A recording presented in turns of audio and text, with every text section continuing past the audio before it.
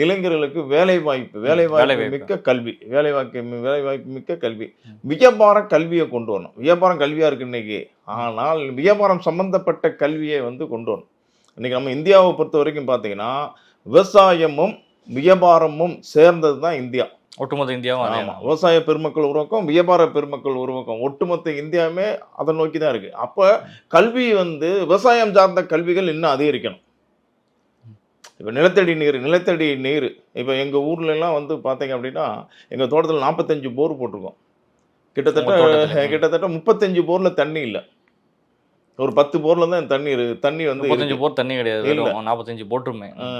இப்போ நாங்கள் சின்ன வயசில் பார்த்தீங்கன்னா 100 அடியில் தண்ணி இருந்துச்சு.